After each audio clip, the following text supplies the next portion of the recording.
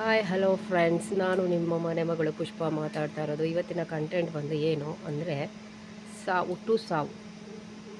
ಹುಟ್ಟು ಖಚಿತವಾಗಿರುತ್ತೆ, ಸಾವು ನಿಶ್ಚಿತವಾಗಿರುತ್ತೆ. ಅದರ ಮಧ್ಯದಲ್ಲಿ ಕೆಲವರು ಹೇಳ್ತಾರೆ ಸತ್ತ ಮೇಲೆ ಒಂದು ಲೋಕನ ಕಟ್ಕೊಳ್ತಾರೆ, ಒಂದು ಜೀವನನ ಕಟ್ಕೋತಾರೆ ಆತ್ಮಲೋಕದಲ್ಲಿ ಮೇಲೆ ಅಂತ ಹೇಳ್ತಾರೆ.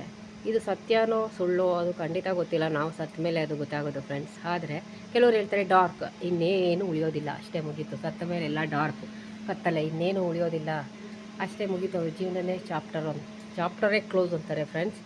ಈಗ ನೀವು ಏನು ಹೇಳ್ತೀರಾ ಇದ್ರ ಬಗ್ಗೆ ಹೇಳಿ, ದಯವಿಟ್ಟು ಕಮೆಂಟ್ ಮಾಡಿ. ಕೆಲವರು ಇದೇ ನಿಜ, ಅಲ್ಲೂ ಇರ್ತಾರೆ ಅಂತ ಹೇಳ್ತೀರಾ, ಅಥವಾ ಇಲ್ಲ ಮುಗೀತು ಇನ್ನು ಜೀವನ ಅಂತ ಹೇಳ್ತೀರಾ?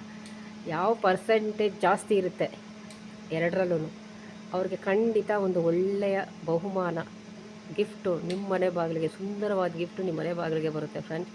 ಹೌದು ಅಥವಾ ಇಲ್ಲ, ಎರಡೇ ವರ್ಡಲ್ಲಿ ಕಮೆಂಟ್ ಮಾಡಿ ಓಕೆನಾ?